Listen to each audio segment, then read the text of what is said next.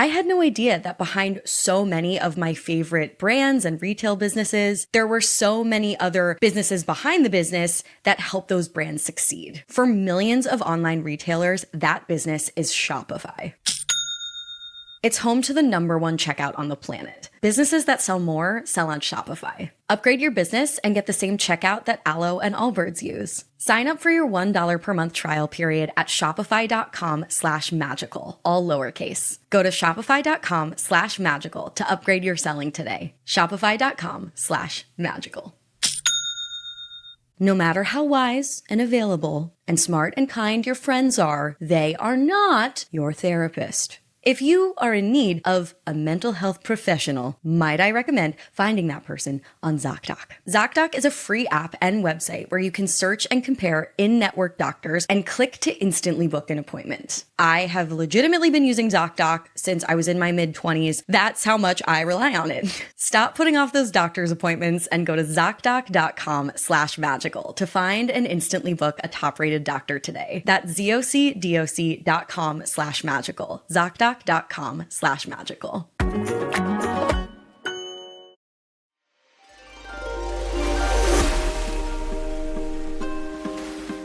Welcome to the Magical Overthinkers podcast, a show for thought spiralers, exploring the subjects we can't stop overthinking about. From going no contact with your loved ones to social media comparison. If you can relate to the feeling that despite living in the information age, the world only seems to be making less sense, or if you can connect to the idea that for some mysterious reason, it just feels especially hard to exist as a human in the world right now, then you're in the right place. This podcast is here to make some sense of the senseless, to help quiet the cacophony in our minds for a little while, or even hear a melody in it. I'm your host, Amanda Montell. Today, we're overthinking about revenge. If you have ever rehearsed at least one dramatic monologue in the shower or lying in bed at night where you confront your ex, or if you've ever fantasized about something a little more intense than a monologue confrontation to get back at that person who wronged you, then this episode is for you. Revenge fantasies are actually really common, almost universal in fact, and oddly comforting. But what are they actually doing for us? Are they helping us process our feelings, or are they making things worse? Thinking about revenge is not just this private, taboo, maybe semi-violent feeling though. It's a phenomenon that has been stitched into human civilization for centuries. From Ice Age human survival tactics, to Shakespearean tragedies, to true crime cases, religious wars, social media conflicts, and the foundation of our very criminal justice system. Revenge is actually one of humanity's most long-standing driving forces. And yet, despite its persistence in our minds and in our culture, science suggests that revenge often doesn't deliver the emotional payoff that we dream about. There are so many misconceptions about revenge. After all, it's such a societally prevalent and yet shameful thing. I and so many of the listeners who submitted anonymous questions for this episode had a million secret thoughts about it. We wanted to know, am I a bad person for wishing bad things on someone who wronged me? Is it normal to hate stalk my ex-friends on social media to see if their lives got worse? Is revenge really a dish best served cold? Is success really the best revenge? Is forgiveness really the best revenge? To help us unpack this phenomenon from its neurological pull to its evolutionary roots to how it interacts with social media, we've invited on an expert who has centered his whole entire career around the science of revenge. His name is James Kimmel Jr. He's a lawyer, an assistant clinical professor of psychiatry at the Yale School of Medicine, and the author of a fascinating book, The Science of Revenge: Understanding the World's Deadliest Addiction and How to Overcome It. James also has a really cool app called Miracle Court, which is based on his book, where you can sort of virtually live out your revenge fantasies in a court of law to put anyone on trial and see if your desire for retribution is valid. His expertise is so cool, and he speaks with such clarity about it. I truly think I'll be pondering this interview for months. And I low-key feel kind of healed by it. So let's get right into it. Today, we're overthinking about revenge with James Kimmel Jr.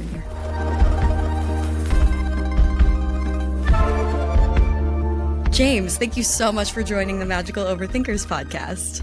Amanda, thanks for having me. A joy, a pleasure.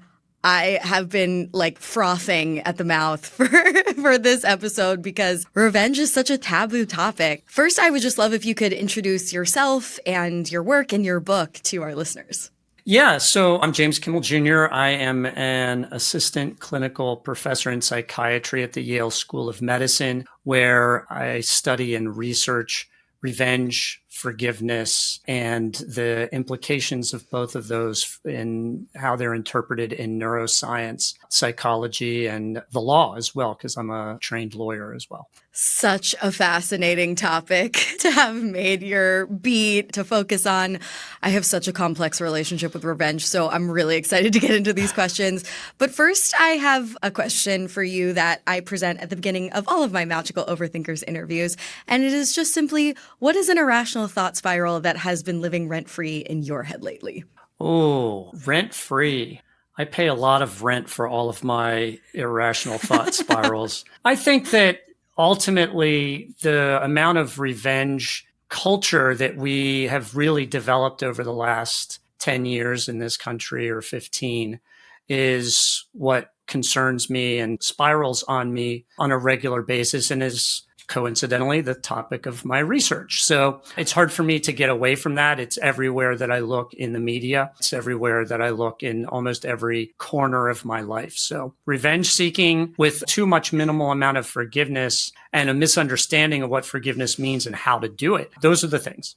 It is completely acceptable that your work happens to be the thing that you also think about. That is so relatable to me.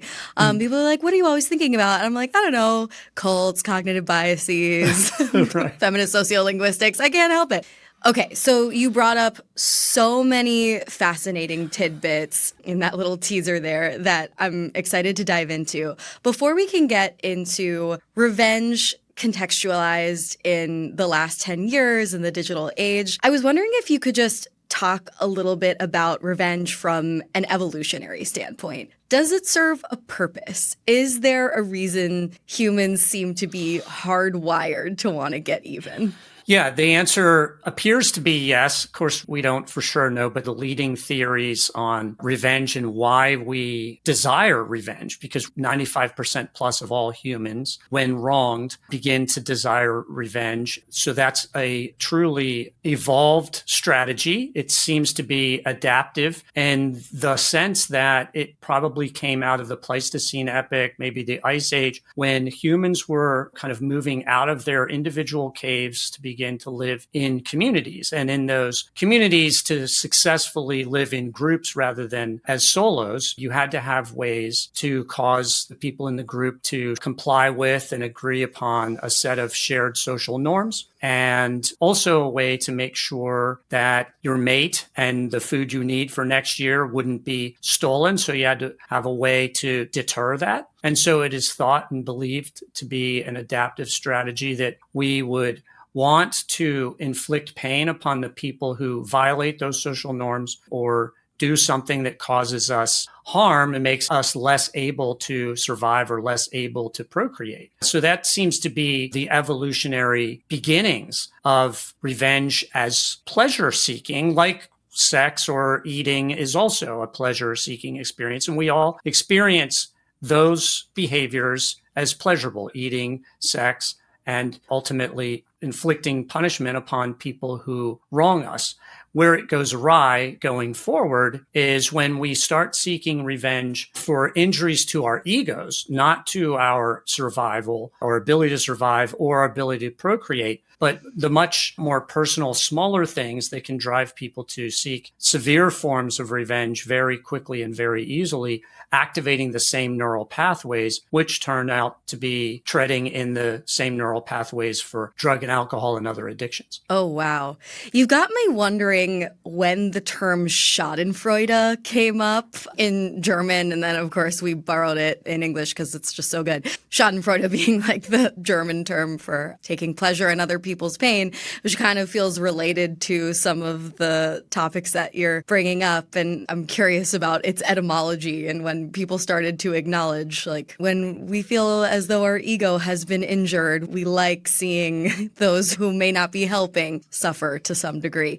So I next want to talk about revenge and the mind. You've described revenge as a kind of addiction. Can you walk us through what's actually happening in the brain when someone is consumed by thoughts of revenge? And are there some people who find it more irresistible than others? Great question and an important place to start. So not all revenge seeking or revenge desires are addictive, and most people are not addicted to revenge seeking. It's like drug and alcohol use. About 20% of all people who try drugs and alcohol actually go on to become addicted to them, meaning that 80% of people don't. And that seems to be mirrored back for revenge seeking in terms of the small number of studies that have been undertaken. And it seems like 95% plus of people have revenge desires, but only about 20% of people report acting on those desires in their lives and committing acts of revenge seeking as they see it. So there's a bit of an overlap there. And there also seems to be some overlap in maybe the number of people in a society who have negative contact with the criminal justice system. And it might be around 20%-ish, which also seems to map on top of revenge seeking. And that's an important thing to think about because we know that revenge seeking is the root motivation for almost all forms of human violence and intentionally inflicted human suffering, from bullying and youth violence among kids up through intimate partner violence, street gang violence, police brutality, mass shootings, violent extremism, terrorism, genocide, and war. That whole range of human behaviors seems at its root to have, in all cases, this provoking experience of victimization first, which converts normal people who are suddenly victimized into perpetrators of harm upon other people because they're in pain. So what we can see inside the brain, and this only began to be revealed over the last 20 years by neuroscientists, is that if you put someone inside an fMRI machine, a functional magnetic resonance imaging brain scanner, and you give them a grievance first, that is a reason to perceive themselves as having been treated unfairly or unjustly or humiliated, shamed, betrayed, any of these pretty intense psychological harms, what we can see inside the brain is first, those feelings of injustice that enrage us all so much actually activate the brain's pain network. That's the anterior insula. So we get physical pain when we experience injustice, mistreatment, or victimization of any kind. And then the brain doesn't want this experience. It doesn't like pain. It wants to rebalance itself as quickly as possible because it now has too much pain. So it wants what? It wants pleasure. And to get pleasure, it turns out, it activates the two primary structures of the brain's pleasure, craving, and reward circuitry, and also habit formation circuitry, the very same circuitry that's activated for all forms of addictions, drugs, alcohol, tobacco, sex, gaming, gambling, all of these. And so instantly that circuitry surges with dopamine to give us this quick hit of pleasure as we begin to think about, plot, or fantasize how to get back at the person who wronged us. So we're getting this burst of pleasure, but it's very short-lived. As it is with all other drug highs, this is a short-lived drug high. It disappears quickly, though. And when it disappears, that is kind of believed to be the experience of craving, which is, ooh, that felt so good.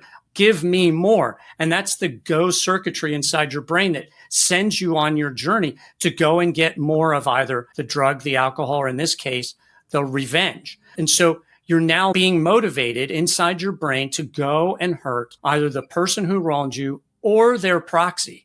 We know that revenge seeking is often against a proxy. It doesn't have to be against the actual person who hurt you. That's the ideal, but it often doesn't happen that way. And then the last step in this brain biological process is whether or not your prefrontal cortex, which is your executive function and self-control circuitry, whether that is active and going to weigh costs and benefits and stop you from going and seeking revenge or taking the drug or drinking the alcohol, whatever. And if that area of your brain, critical area of your brain, is inhibited or hijacked, as it is seen and believed to be in addiction, then that's your stop circuitry. And if the stop circuitry fails you, then you will go out and you will commit acts, in this case of revenge seeking, that might be up through and including acts of pleasurable violence in order to make yourself feel better, despite knowing the negative consequences of revenge seeking to yourself and to the people that you harm, any other people, the people in your family, people that you're attacking, or internally. And we know from studies that revenge seeking, that short-lived high, is very brief, as I said. And not only that, but it often makes us feel worse. It makes us feel more anxiety, more depression, more pain, not less, even though we get that initial dopamine rush that feels so great. Wow. This is all so illuminating. So many things come to mind for me. I really think that revenge is so discounted, or I guess underrated, when it comes to the motivation behind so many acts of violence, mass acts of violence, ones that you called out, including religious wars, mass shootings. I think of like incel behavior, seeking revenge against the women who they perceived as having rejected them, or, retaliating against a boss who mistreated them. That's really fascinating. And it brings to mind the, I guess, cliche, hurt people hurt people. I get asked a lot about the motivations behind cult leaders' behavior. And your research is so pertinent here because so often these leaders have a chip on their shoulder. They believe they were wronged by society or their church leaders or their mom or someone. And so they exact revenge in this kind of indirect way. And that was so interesting too, because seeking revenge on a proxy, in some really dark moments when I've had revenge fantasies, I've often thought like, oh no, a much more painful way to seek revenge would be to cause harm to one's loved ones, like a drug lord or the mafia or something like that. These are dark thoughts, never acted upon. But anyways, I know from the thought spirals that people submitted that I'm not the only one. Anywho, I want to talk about how society, civilization, and certain phenomena in religion and the law sort of escalate some of these inherent revenge tendencies. Obviously, there is so much religious doctrine that instructs people how to approach revenge. In the Bible, there's eye for an eye, but in Buddhism, you're supposed to wish pleasure and forgiveness on your enemies. And it's so much mindfulness meditation that I've tried to incorporate into my life. You're supposed to work up to that, and I'm trying. But particularly, I want to talk about the criminal justice system. You're a law expert. Your book explores how the justice system interacts with revenge. And I was wondering if you could talk a little bit more about that, how our contemporary criminal justice system in the United States confuses justice with revenge. How do all of those ideas get conflated and exacerbated?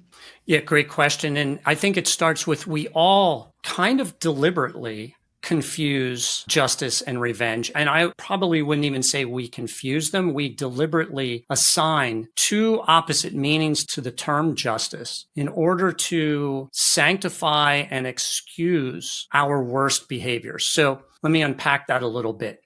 Justice seeking has this kind of base meaning of fundamental fairness, equity, mutuality, and the idea that the other person is like me and deserves the same benefits that I have, whatever they might be. So you might think of social justice as fitting in that category of justice. And you might think of people like Jesus or the Buddha or Gandhi or Martin Luther King as kind of luminaries who were very effective at teaching the concepts of social justice and encouraging people to follow those. So you've got social justice as this kind of high ideal experience. But use the same word that means that, what I just described, also to mean executing a criminal who has violated a law, carrying out an act of retribution for harming me in the past or harming you in the past.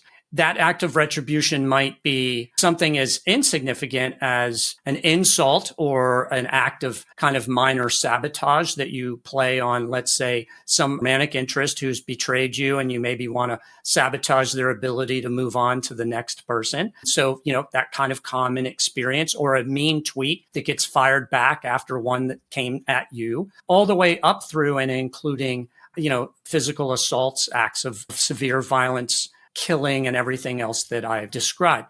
And what we say in those instances, we say, oh, I was just getting justice because I was wronged. So it's fair for me to get justice against you. And what that must mean is harming you, which, if you look at it this way, the terrorist attack on the United States going back to 9/11, Osama bin Laden convinced some followers that they should get justice against America because of things that America had done in the Middle East. And so he convinced them, this is the highest act of justice you can gain. You'll go to heaven. If you get this act of justice, go fly airplanes into trade towers. Shortly after that, after America had been victimized, President Bush came on television and said, we will now bring the terrorists to justice. And we all knew that justice wasn't fundamental fairness, equity, and brotherly love. It meant we're going to go kill terrorists and anybody near them. And maybe we went on into the hundreds of thousands of people actually over 20 years and spent about $9 trillion in pursuing these acts of quote unquote justice. And President Bush didn't say we're going to go get revenge. And the reason is revenge is a much harsher, more honest term for what we intended to do. Justice ennobles it. It ennobles torturing. It's a euphemism of sorts. Right. It's a bait and switch inside our minds. And so I don't want to let kind of any of us off the hook on that. It's not just a certain group of people who do it. Almost everybody does it because it seems so fair and right to hurt the person who hurt us. And it's so gratifying, we know, as I said, neurologically. So now let's fast forward to what's going on in society today. We have these social media platforms and algorithms inside of them that continually propel grievances, that is, reasons to perceive yourself or the people that you align with as having been victimized. And it doesn't matter, it turns out, for revenge, whether the victimization is real or imagined. It doesn't matter whether a million other people would agree that you were harmed or not. If your perceived victimization experience is causing revenge cravings inside your head, that's all that matters. That can motivate you to commit all kinds of horrific acts. And so the social media platforms, one thing that they do that humans weren't prepared for in the entire journey of human evolution, we weren't prepared for this sudden plopping into our laps and onto our cell phones and our computers of this platform where we can send out grievances to millions of people at once and get them all feeling victimized by the same thing at the same time all the way around the world. So we're sharing this similar activation of our pain network inside our brain, which is triggering our desire for revenge. And then what the platforms cleverly do as well is they also enable their platform to be used as an instantaneous revenge gratification tool, because you can suddenly start flinging back your retaliatory messaging to either that same group of people or other people, the alleged perpetrators of your victimization.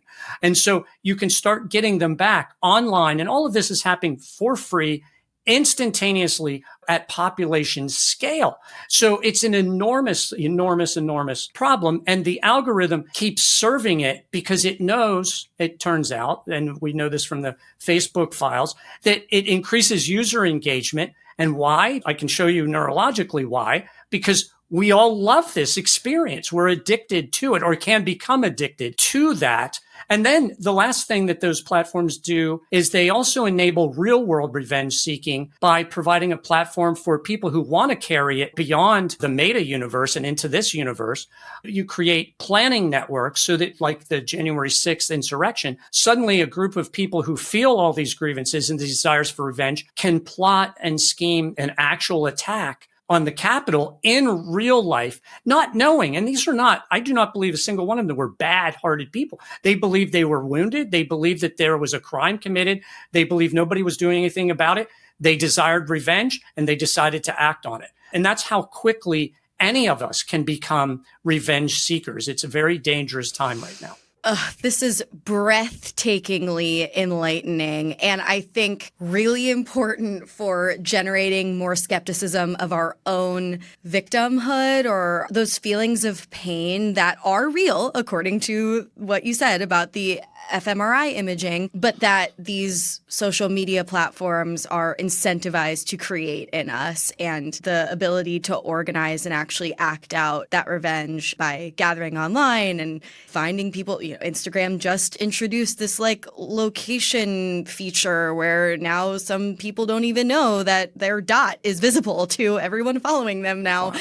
And so, yeah, there's in a way more hallucinatory revenge seeking than ever that can translate into real action, which is frightening. And who knows how to, I'll ask you, but who knows really how to prevent that in other people. But hearing everything that you just said is really humbling, and wow, such a motive to detox from social media, as if we didn't already have plenty of motives. On a more micro level, do you think that being able to stalk the individuals who've hurt us in the past on social media has made our compulsions for revenge stronger? Of course, there's like the mass victimhood cycle, but then there are like real people, ex-boyfriends or whatever it is who've like hurt us. And there was once a time where you could just kind of out of sight, out of mind those people. But now, you can look them up, you can Google them. And how does that change our relationship to revenge seeking? Yeah, I think it makes it a lot easier to get revenge, and it makes it harder to get away from those revenge desires because the system is always on and you can always engage with it in that way. And it's hard to get away from it unless you really detach from the social networking platforms kind of altogether. And even then, you don't know for sure if you can get away from it. So I think it's kind of like if you continue this analogy with addiction, there was a time when, drugs were available, but they weren't like, let's say, on every street corner, or alcohol wasn't. We didn't allow, for instance, advertising of liquor on television. And then, we kind of moved towards letting those things happen. And it becomes more and more prevalent. And maybe a better example even is online gambling now and the online sports books.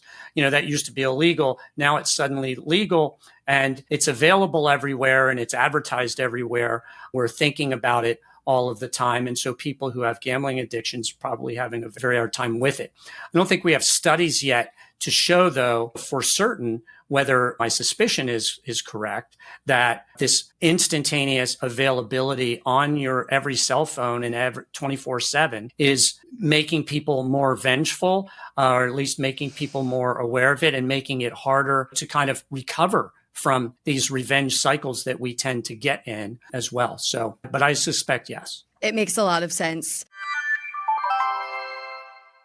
Now, I'll admit, I am not a natural-born entrepreneur, and learning how to run my podcasting and writing business has come with a steep learning curve. I had no idea that behind so many of my favorite brands and retail businesses, there were so many other businesses behind the business that help those brands succeed. For millions of online retailers, that business is Shopify.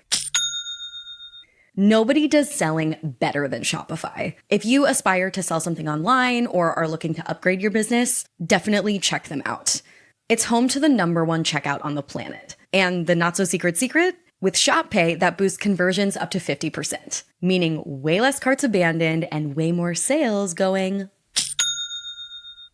So if you're growing your business, your commerce platform better be ready to meet your customers wherever they're strolling or scrolling. Businesses that sell more sell on Shopify. Upgrade your business and get the same checkout that Aloe and Allbirds use. Sign up for your $1 per month trial period at shopify.com/magical, all lowercase. Go to shopify.com/magical to upgrade your selling today. Shopify.com/magical. Y'all, a very important lesson that I've been forced to learn throughout my adult life is that no matter how wise and available and smart and kind your friends are, they are not your therapist. Yes, they're there to listen and provide support, but also sometimes you need a professional. If you are in need of a mental health professional, might I recommend finding that person on ZocDoc. ZocDoc is a free app and website where you can search and compare in-network doctors, not just therapists, but all kinds of doctors, and click to instantly book an appointment. With more than 100,000 high-quality doctors, you can find a provider across every specialty, from mental health to dental health, primary care to urgent care, and more. You can filter for doctors who take your insurance, who are located nearby, who fit certain background preferences that you might want, and are highly reviewed by verified patients. I have legitimately been using ZocDoc since I was in my mid-20s. I legitimately don't think I even remember how to book a doctor's appointment without ZocDoc. That's how much I rely on it. Stop putting off those doctor's appointments and go to ZocDoc.com/magical to find and instantly book a top-rated doctor today. That's ZocDoc.com/magical. ZocDoc.com/magical. So I guess on a more positive note, in your work, you do explore alternatives to revenge that can actually be healing. Could you share some tools or mindsets that can help people move away from revenge and towards something more constructive? Asking for a friend. Right. There is some really good news in this research. So my book is entitled The Science of Revenge, but it probably also ought to be titled The Science of Forgiveness as well. And the reason for that is that at about the same time these brain imaging studies were taking place to try and understand what's going on inside your head, when you have been victimized and you want to retaliate. And in both cases, researchers were sort of looking at other questions and not exactly this question when they did these studies, and was able to glean the implications of their studies into what this means for revenge seeking in society. But also what they found about forgiveness is, I would say, just as or even more powerful. So here's what happens inside your brain if you choose to even just imagine what it would feel like to forgive a grievance or forgive someone who did it. So a few things to know. One is, it turns out that the give in forgiveness is not a gift to the person who wronged you. It is a gift to you, the victim. And we know this inside the brain because what happens is if you simply imagine forgiving, the first thing that happens is it shuts down that pain network, the anterior insula that I was talking about earlier. So forgiveness actually takes away pain. It's like a super drug or a wonder drug or a human superpower. It stops pain as opposed to the revenge desire, which just gives you a quick dopamine hit that covers up the pain and then the pain comes roaring back. Forgiveness can stop pain.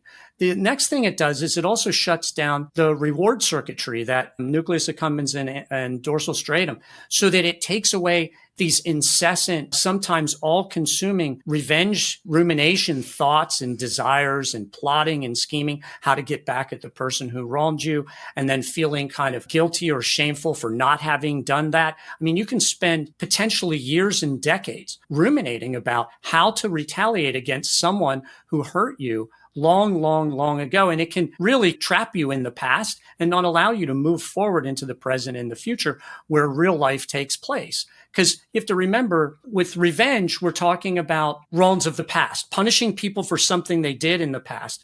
And in that case, we're only talking about thought formations that are inside your head as memories. We're not talking about self-defense, for instance, in response to a real present threat to yourself or someone you love. And when we're talking about self-defense, that's an entirely different set of brain structures. Mainly the amygdala is what rules that and gives you this instantaneous fight, flight, or flee impetus and option, when there's an immediate threat. But when you're talking about hurting people and punishing them for wrongs of the past, you're talking about revenge.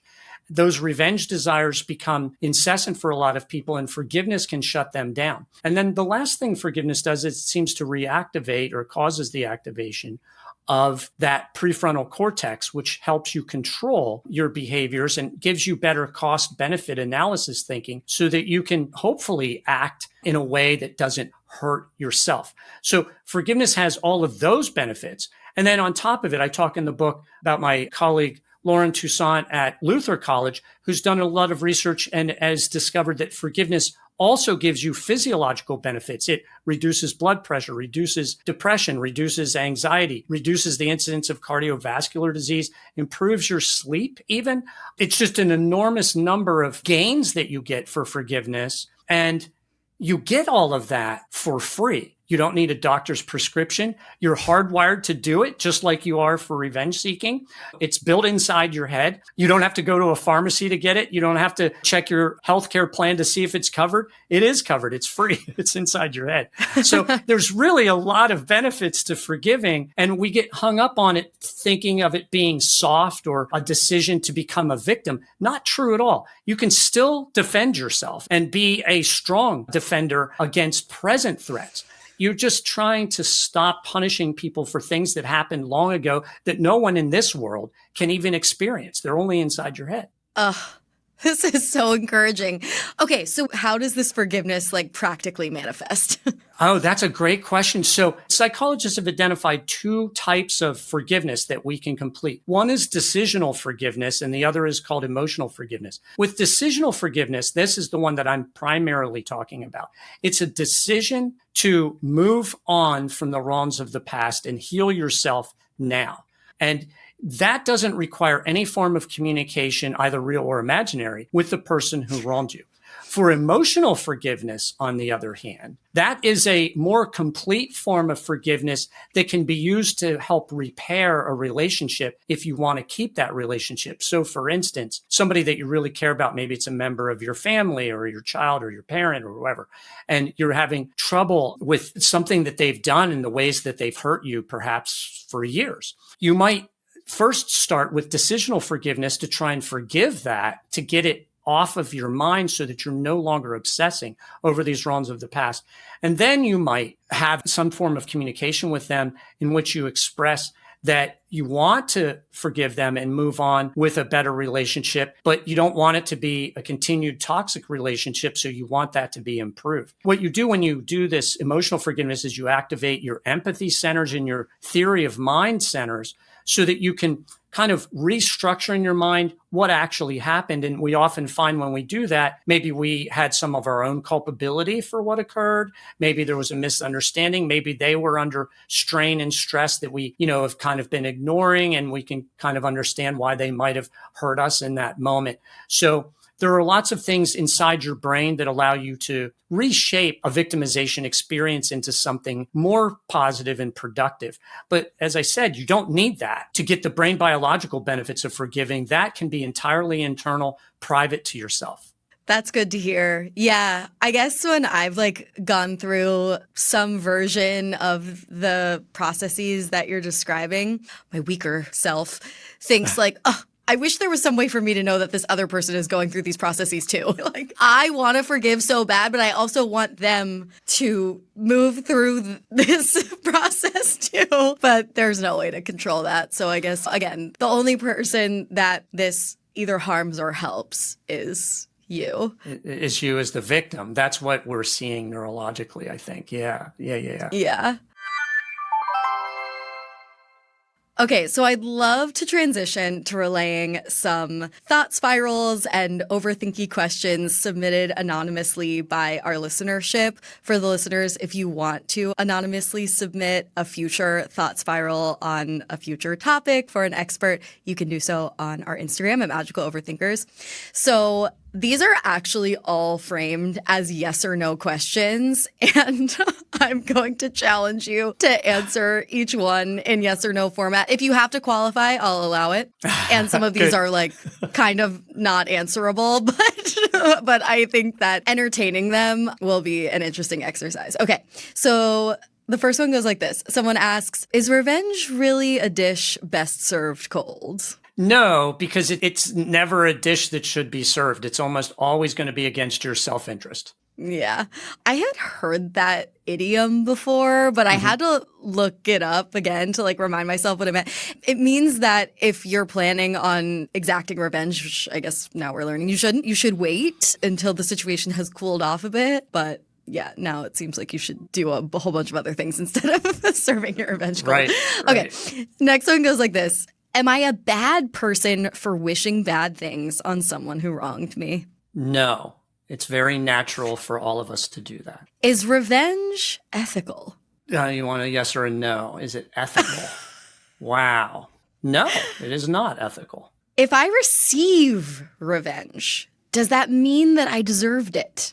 So if you're the victim of a vengeful act, does that mean that you deserve that? No, does not. If you feel like seeking revenge, that means you've already lost the psychological battle. No, you can win that battle. You're just at the beginning. I don't seek revenge, but I will hate stalk my ex-friends to see if their lives got worse. Is that normal? I'd say that is normal. It's more schadenfreude if you're just watching to see if bad things befall someone that you either envy or who hurt you, and you're just watching, you're not causing bad things to happen. That's more schadenfreude than revenge. All right. The next one goes, sometimes the best revenge is just me not being in that person's life anymore. It would not be considered revenge, but it is a great solution that is better than getting revenge. So carry on.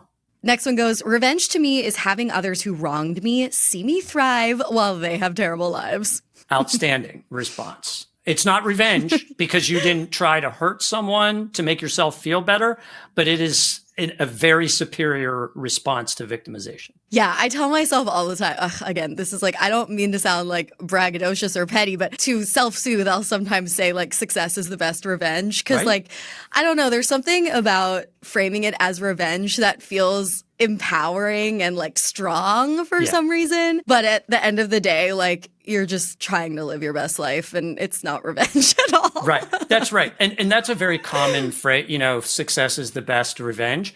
And in the role of revenge expert here, I'm going to be technical and say that's not revenge seeking, but it's a great response to victimization. I've used it myself many times. In other words, using your victimization as energy to do something great with it.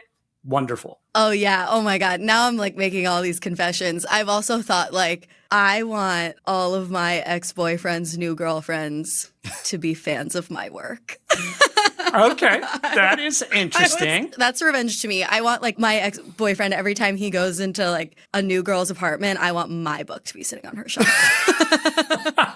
That's great. Right. Oh, God. This is really like there are a lot of positive. I mean, what you're doing, though, is you're giving positive ways of managing your victimization, your, loss from a betrayal, loss of an important relationship to you, and the pain of that. And you're converting that into sort of a positive way of responding to it and not allowing it to control you. So I'm all for that. Thank you for framing it that way. Okay. Thank you. One last thought spiral. Someone says, I feel like I get more from thinking about revenge than actually doing it. Is that normal? Yes, that is normal. And it's healthier than doing the revenge. So good strategy there. Leaving it inside your head is better than bringing it out. Ideally, then getting it out of your head would be good too. Absolutely. Okay, James, thank you so much. This was incredibly clarifying. I have one last question for you, and it goes simply like this. What do you think is the number one thing that people are overthinking with respect to revenge? And what is the number one thing people are underthinking? Ah, okay. Well, the overthinking really does fit well with an addiction model because craving thoughts become obsessive and ultimately can become compulsive.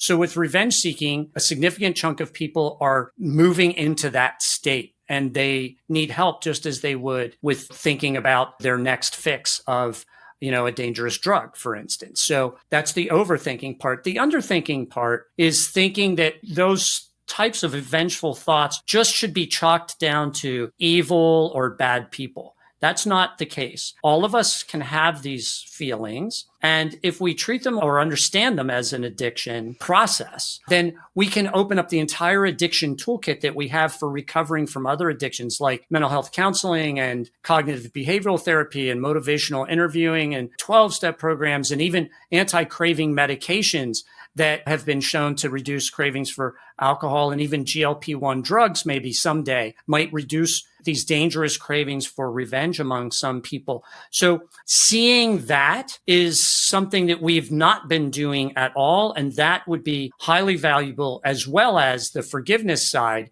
Either one of these could work, but forgiveness is hardwired, and we ought to be thinking a hell of a lot more about forgiveness. Thank you so much for this. If people want to keep up with you and your work and buy your book, where can they do that? Yeah. So my book, The Science of Revenge, that's available like everywhere that you would buy books. My website is jameskimmel all one word.com, jameskimmel There's a free quiz on there that you can take to see what your relationship really is to revenge seeking. There's also a link on there to my app. We didn't get to really talk about this, the Miracle Court app that I've created that's based on a forgiveness process in which you get to put on trial anyone, including your boyfriend, who's ever wronged you, ex-boyfriend, who's ever wronged you, but you play all the roles. You play the victims, you play your boyfriend, you play the judge and jury, you play the warden administering the punishment. And then at the end, in the last step, you play the judge of your own life and decide whether and how to set yourself free. That's available as a free app at miraclecourt.com. And it's also in the book. Cool. It's also written out completely in the book. We've studied it at Yale, and it really does seem to be effective at reducing revenge desires. And it seems like improving the ability to forgive. So that's a tool that anybody can use for free. Genius. Yeah. Thank you so much. You're welcome. Thank you, Amanda.